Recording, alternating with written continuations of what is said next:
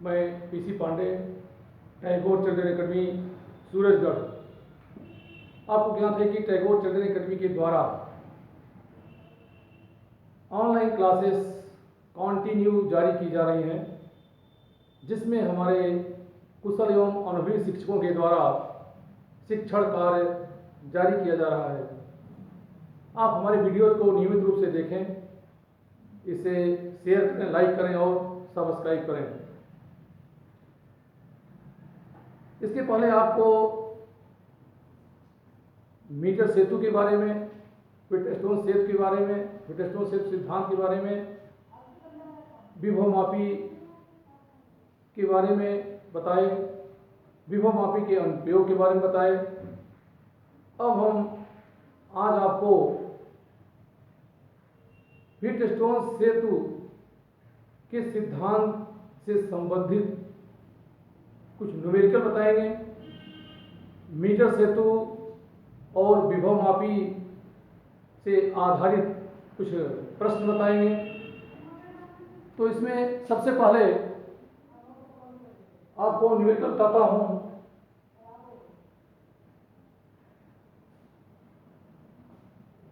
एक विभव मापी के प्राथमिक परिपथ में, एक विभव मापी के प्राथमिक परिपथ में,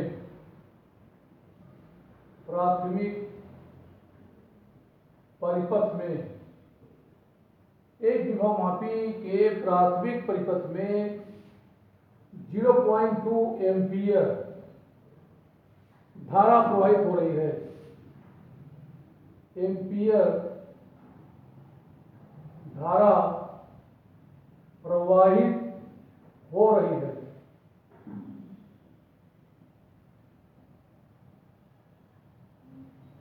यदि तार का विशिष्ट प्रतिरोध, यदि तार का विशिष्ट प्रतिरोध,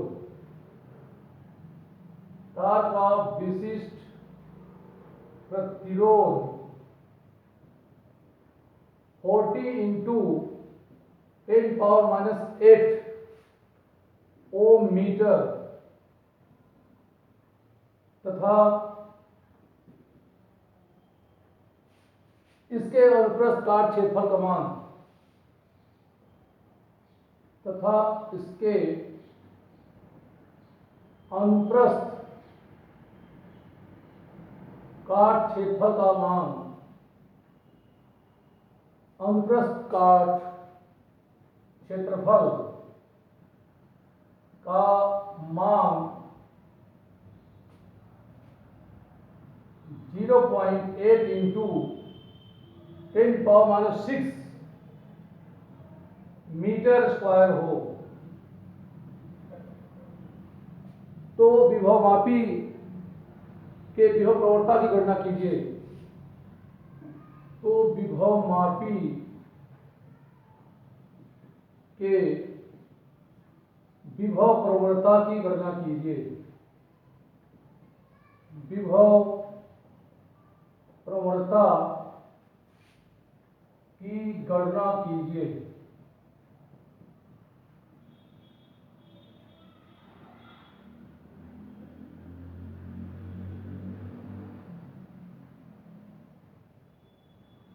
अब इस प्रश्न में दिया है, एक विभव मापी के प्राथमिक परिपथ में 0.2 एम्पियर धारा प्रवाहित हो रही है। यदि इसके तार का विशिष्ट प्रतिरोध 40 इंटू 10⁻⁸ ओम मीटर तथा इसके अनुप्रस्थ काट क्षेत्रफल का मान 0.8 इंटू 10⁻⁶ मीटर स्क्वायर हो, तो विभव मापी के विभव प्रवणता की गणना कीजिए। अब इस प्रश्न में देखते हैं, इसमें प्राथमिक परिपथ में प्रवाहित धारा का मान दिया है 0.2 एम्पियर। सबसे पहले इसमें दिए गए भौतिक राशियों को नोट करते हैं। तो इस परिपथ में प्रवाहित धारा का मान 0.2 एम्पियर है।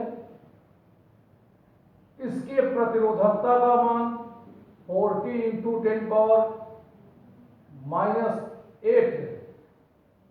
ओम मीटर है तथा तार के अनुप्रस्थ काट क्षेत्रफल का मान A is equal 0.8 into 10⁻⁶ metre square है। तो प्रवाहित धारा का मान 0.2 एम्पियर, इसके प्रतिरोधकता का मान 40 इंटू 10⁻⁸ ओम मीटर तथा इसके अनुप्रस्थ काट क्षेत्रफल का मान 0.8 इंटू 10⁻⁶ मीटर स्क्वायर है।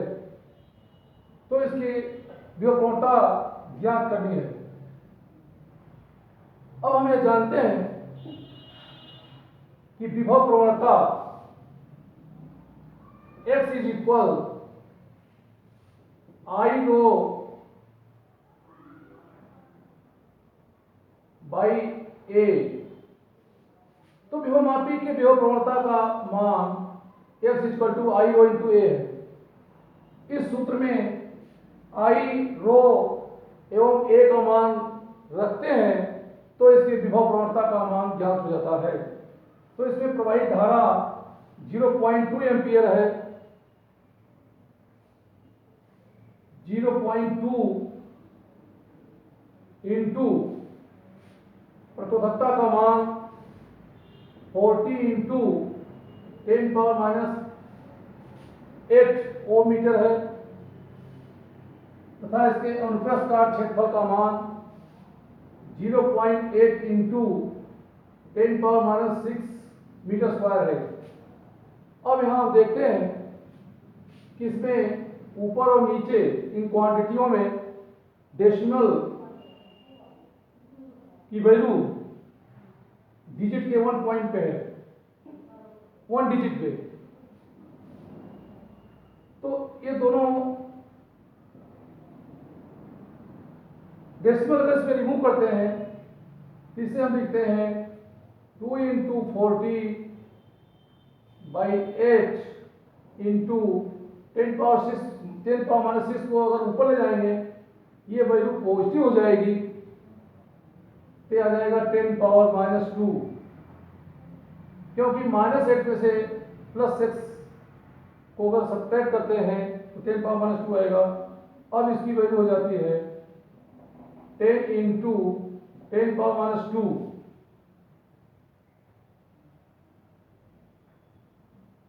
या इसको लिख सकते हैं 0.1 वोल्ट पर मीटर।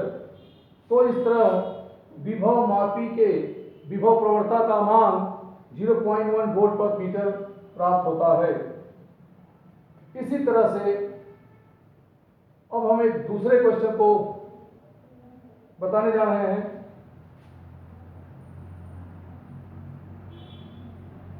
Question number 2। एक विभव मापी के प्रयोग में विभव मापी के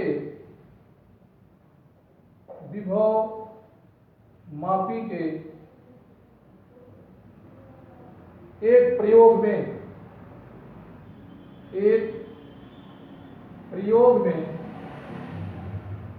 विभव मापी के एक प्रयोग में 1.25 वोल्ट विद्युत वाहक बल 1.25 वोल्ट विद्युत वाहक बल की सेल के लिए विभव मापी तार पर सेल के लिए विभव मापी तार पर संतुलित लंबाई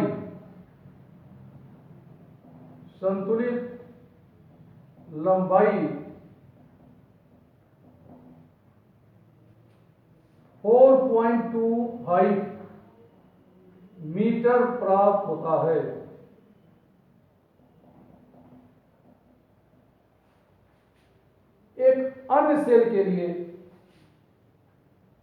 एक अन्य सेल के लिए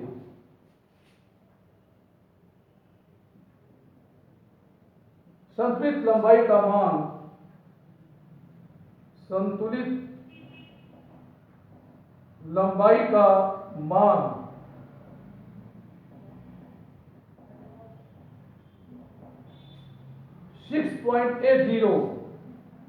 6.80 मीटर प्राप्त होता है।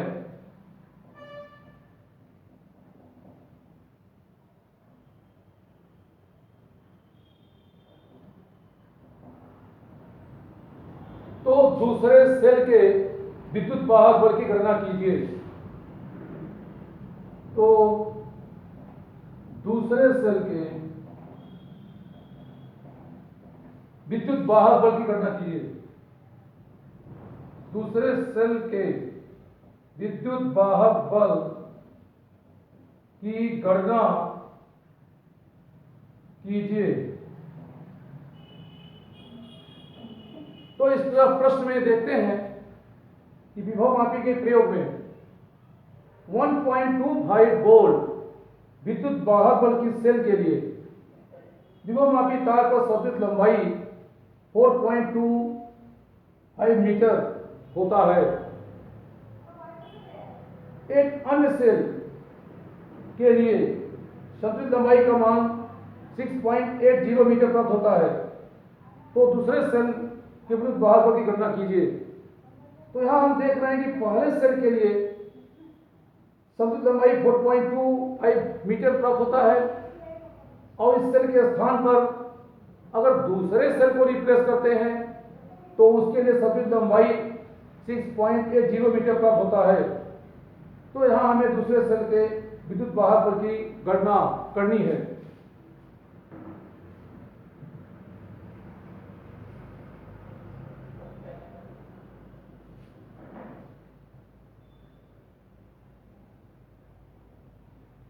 तो प्रश्न के अनुसार यहां देखते हैं कि इसमें पहले सेल के विद्युत वाहक बल का मान, प्रथम सेल का विद्युत वाहक बल 1.25 वोल्ट है और प्रथम सेल के लिए विभवमापी तार पर संतुलित लंबाई 4.25 मीटर प्राप्त होती है। अब अगर पहले सेल के स्थान पर दूसरे सेल को प्रयुक्त करते हैं तो उसके लिए संतुलित लंबाई 6.80 मीटर प्राप्त होता है। तो दूसरे सेल के विद्युत वाहक बल का मान क्या होगा, यानी E2 का मान हमें ज्ञात करना है। तो हमें जानते हैं सूत्र के अनुसार दो सेलों के विद्युत वाहक बल की तुलना करते हैं तो E1 by E2 is equal L1 by L2, अर्थात दो सेलों के विद्युत वाहक बलों का अनुपात इनके लिए विभवमापी तार पर संतुलित लंबाइयों के अनुपात के बराबर होता है। तो इस तरह E1 by E2 is equal to L1 by L2, या ये हम कह सकते हैं कि E2 by E1 is equal L2 by L1। तो इस तरह से E2 का मान ज्ञात किया जा सकता है। E2 is equal to L2 by L1 into E1। अब इसमें L2, L1 और E1 का मान रखते हैं। तो L2 का मान 6.80 और L1 का मान, L1 की वैल्यू 4.25, इसी प्रकार E1 की वैल्यू 1.25 है। अब इसे हम लिख सकते हैं 6.80 इंटू 125 बाई 425,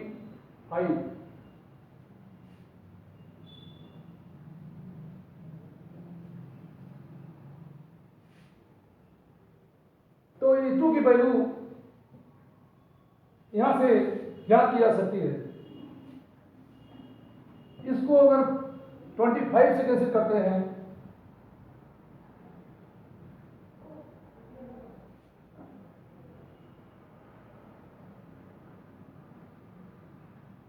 या इसको 5 से डिवाइड कर लें,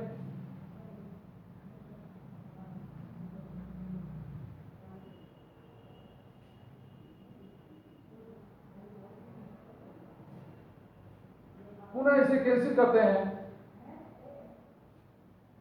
तो इसकी वैल्यू यहां पे हमें देखने को मिलता है कि 6.80 इंटू 25/85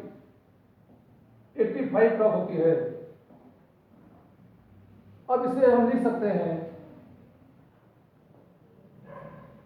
अगर 5 से कैंसिल करें तो यहां पर नीचे 70 प्राप्त होता है। अब इसको 70 से डिवाइड करेंगे, ये वैल्यू प्राप्त होती है 6.8 इंटू 5/70। इसको कैंसिल किया जाए तो 0.4 प्राप्त होता है।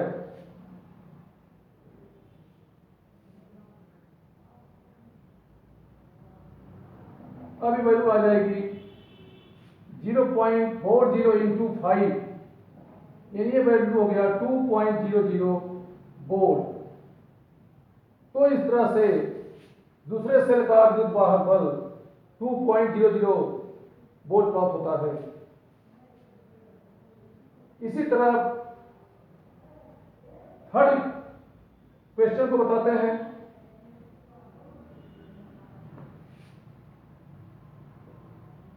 क्वेश्चन नंबर थर्ड में इसमें एक मीटर सेतु तार दर्शाया गया है। यह मीटर सेतु तार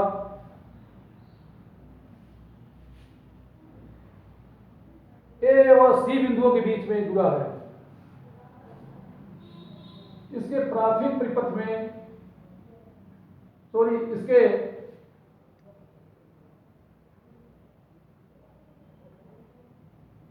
संरचना में यहां पर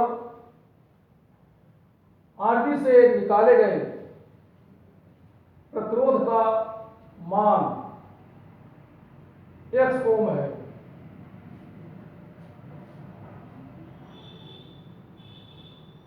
और अज्ञात प्रतिरोध का मान 6 ओम, 3 ओम।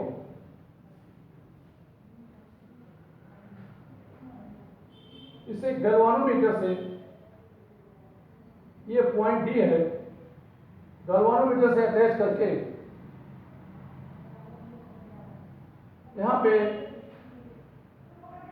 गैल्वानोमीटर को स्पर्श कराते हैं। ये संतुलित लंबाई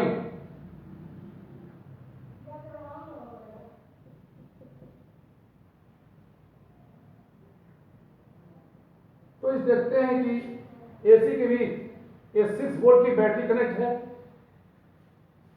और जोकि से स्पर्श कराते हैं तो यह बिंदु बी पर संतुलित होता है। इस तरफ संतुलित लंबाई 40 सेंटीमीटर प्राप्त होती है। तो दिए गए मीटर सेतु के संतुलित अवस्था में इस प्रतिरोध X का मान ज्ञात कीजिए। दिए गए चित्र में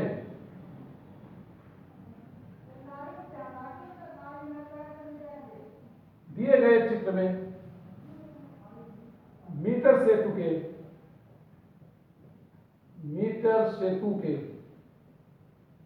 संतुलित अवस्था में होने पर, संतुलित अवस्था में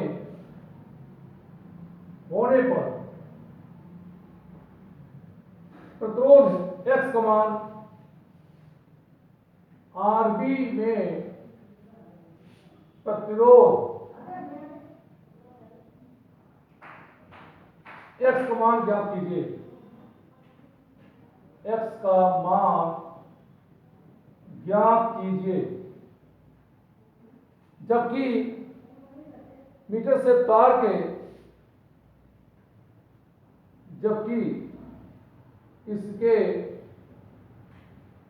1 सेंटीमीटर तार का प्रतिरोध 1 सेंटीमीटर तार का प्रतिरोध 1 ओम है। अब इस प्रश्न में दिया गया है कि मीटर सेतु संतुलित अवस्था में है और संतुलित अवस्था में होने पर इस Rb में प्रतिरोध x का मान ज्ञात करना है, जबकि इसके 1 सेंटीमीटर तार का प्रतिरोध 1 ओम है। 1 सेंटीमीटर तार का प्रतिरोध 1 ओम है तो इस 40 सेंटीमीटर तार का प्रतिरोध 40 ओम होगा और यह संतुलित लंबाई 40 सेंटीमीटर है। तो संतुलित लंबाई पर जो प्रतिरोध होता है ये तुल्य होगा P के, और शेष जो लंबाई यहां बचती है 60 सेंटीमीटर, इसका प्रतिरोध Q के तुल्य होगा और इस प्रतिरोध भाग से जो प्रतिरोध निकाला गया है ये R के स्थान पर होगा और इस अज्ञात तार का प्रतिरोध S के स्थान पर। तो चूंकि टेस्टोन सेट के संतुलन अवस्था में P/Q इक्वल R/S होता है, यह x जो मान है ये R के स्थान पर लेते हैं और 3 ओम प्रतिरोध S के स्थान पर लेते हैं। यहां से P/Q इक्वल टू R/S, ये R के स्थान हो जाता है और यह प्रतिरोध S के स्थान पे है। तो इस प्रतिरोध S का मान 3 ओम है और इस R की जगह x ओम है, तो हमें R के स्थान पर इसकी वैल्यू रखते हैं। तो 1 सेंटीमीटर तार का प्रतिरोध 1 ओम है तो 40 सेंटीमीटर का प्रतिरोध 40 ओम होगा। तो 40/60, इसी तरह 60 सेंटीमीटर का प्रतिरोध 60 ओम होता है। 40/60 इज इक्वल x/3, या यहां से x इज इक्वल 40/60 इंटू 3, इसको 20 से डिवाइड करते हैं।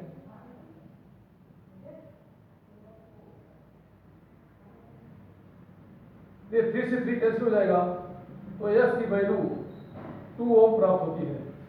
तो इस तरह इस प्रतिरोध भाग से निकाले गए प्रतिरोध का मान 2 ओम प्राप्त होता है।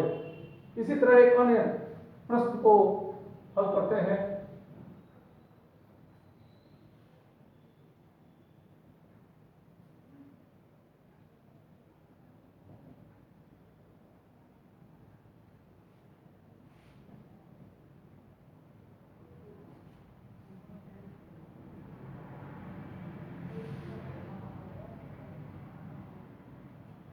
दिए गए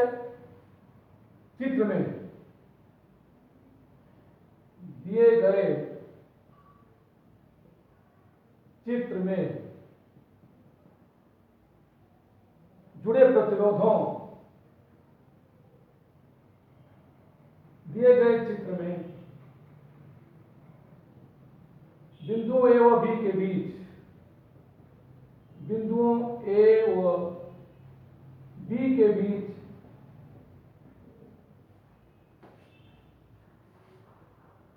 जुड़े प्रतिरोधों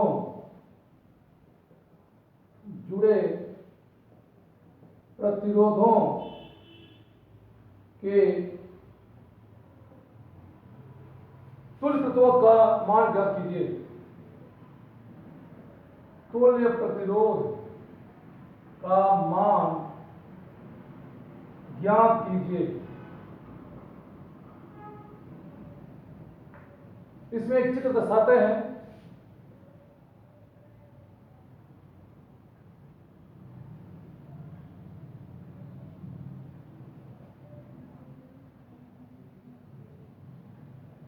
इसमें बिंदु ए व बी के बीच 5 प्रतिरोध संयोजित हैं।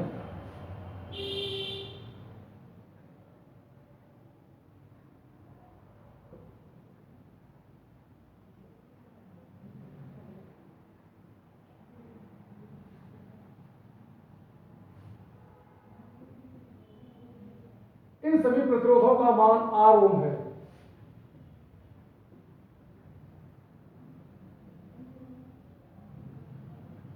तो इस चित्र में देखते हैं कि बिंदु ए और बी के बीच कुल 5 प्रतिरोध जुड़े हैं, जिनमें प्रत्येक प्रतिरोध का मान R ओम है और ए बी के बीच इन जुड़े प्रतिरोधों का कुल प्रतिरोध ज्ञात करना है।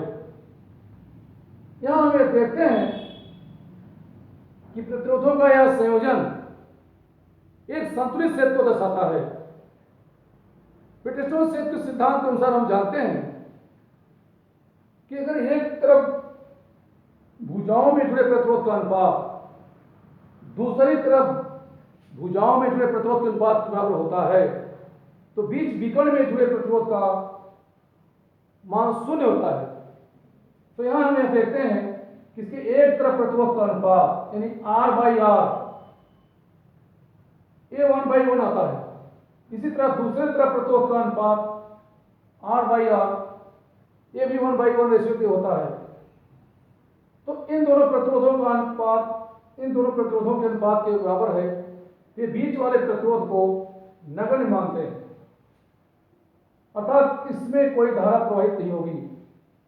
तो इसका नया संयोजन इस तरह से हो जाता है।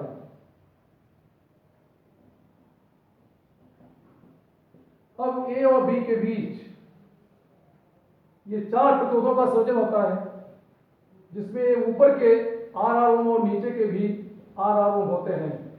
अब ये देखते हैं कि ये दोनों प्रतिरोध श्रेणी क्रम में है, नीचे के भी दोनों प्रतिरोध श्रेणी क्रम है। अगर इनको श्रेणी क्रम में जोड़ेंगे तो R + R 2R हो जाएगा। तो इसका नया डायग्राम पुनः हमें इस तरह प्राप्त होता है। अब ये ए और बी के बीच जुड़े हैं। इन दोनों प्रतिरोध के स्थान पर 2R और इन दोनों के स्थान पर भी 2R होता है।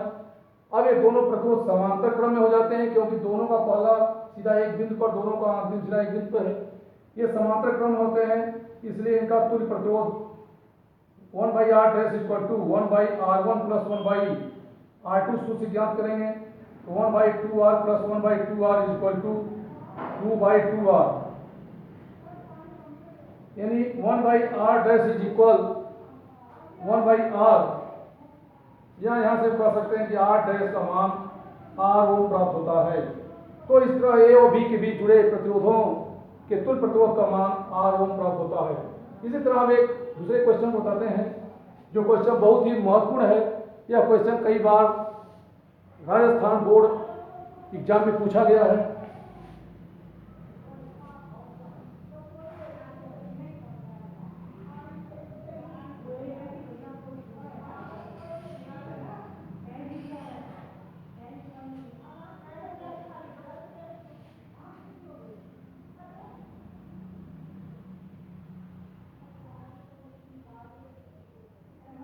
क्वेश्चन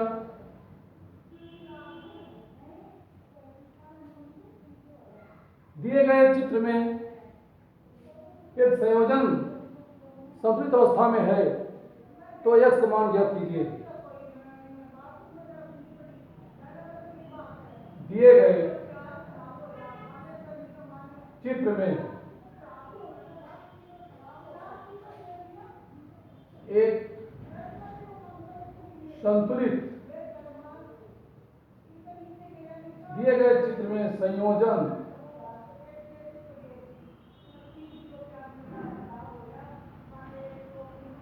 संतुलित अवस्था में है। संयोजन संतुलित अवस्था में है।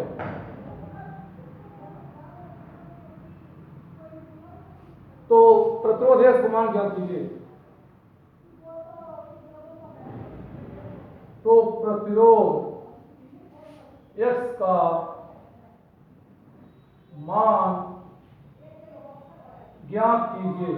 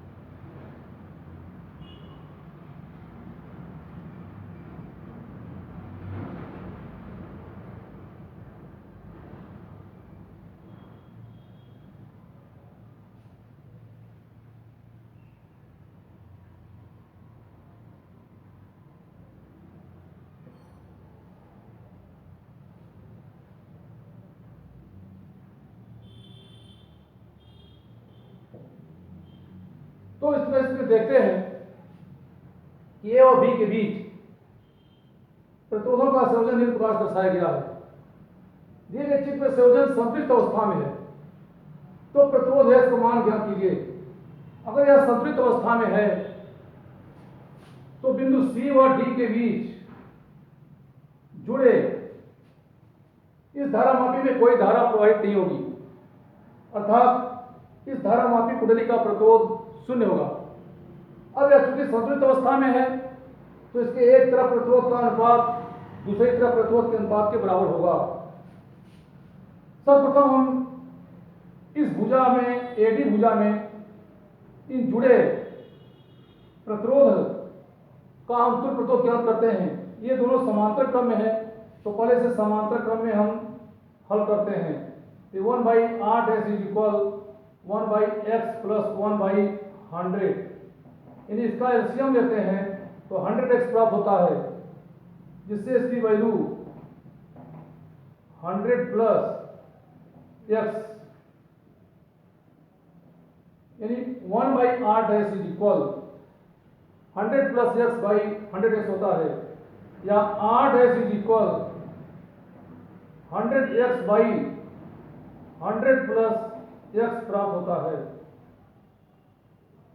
तो इन दोनों के स्थान पर प्रतिरोध का मान r डैश हो जाता है, तो दोनों की वैल्यू एक कुल r डैश हो जाती है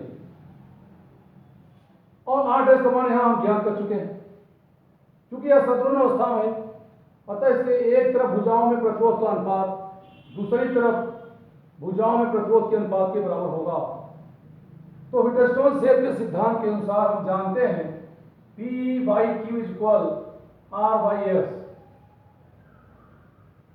इसे हम प्रतिरोध P, इसे Q, इसे R और S माने तो P by Q equal to R by S. इस सूत्र के अनुसार 100 by 10 is equal P by Q is equal R by S. अब ये वैल्यू हो जाएगा R dash by S, value इसमें 5 ओम है। अब इसको कैंसिल कर देते हैं, या यहां पे R डैश की वैल्यू रखें तो R डैश के प्लेस पर 100x by 100 plus x by 5 का होता है। तो 100 से 100 ये कैसे होता है, यहां पर 1/10 is equal 5x by 100 plus x। अब इसको इस तरफ ले आते हैं तो 100 plus x is equal 15x।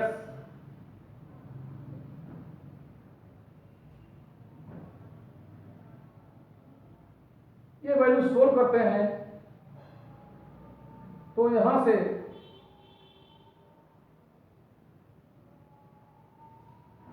P by Q is equal R by S. P by Q is equal to R by S से इसको लेते हैं तो इसकी value 100 by 10 is equal 100x, लेकिन इसमें सॉरी इसकी value 1/r dash equal to 100 plus x by 100x है, तो r dash equal to 100x by 100 plus x है। तो यहाँ पे इसकी जगह हम लिखते हैं P by Q is equal R by S. तो P के प्लेस पे 100 ओम, Q के प्लेस पे 10 और R के प्लेस पे यहाँ लिखते हैं 100x by 100 plus x by 5। इसको यहां में देखते हैं,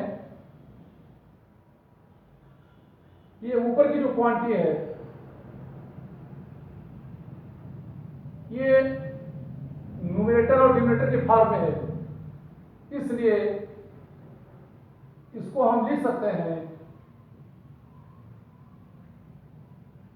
5 को इस साइड ले आते हैं तो 100 by 5 by 10 is equal 100x by 100 plus x प्राप्त होता है। अब इसको 100 से 100 को कैंसिल करते हैं और इसको 5 से कैंसिल करेंगे तो 1/2 is equal x/100 plus x, या यहां से इसका क्रॉस मल्टीपल करें तो 100 plus x equal to 2x, या x इज इक्वल 2x में से x को सेपरेट करते हैं, x उस तरफ ले जाते हैं माइनस हो जाएगा तो x इक्वल टू 100 ओम प्राप्त होगा। तो इस तरह से इस अज्ञात प्रतिरोध x का मान 100 ओम होगा। अब ये 100 ओम हो जाएगा तो 1/100 प्लस 1/100 2/100 यानी 1/50, तो इसका पूरा तुल्य जो मान आएगा ये 50 ओम होता है। तो 100/10 इक्वल टू 50/5, जिससे यह एक संतुलित क्षेत्र हो जाता है। तो इस तरह व्हिटस्टोन क्षेत्र की सहायता से इस अज्ञात का प्रतिरोध हम ज्ञात कर लेते हैं। Thank you.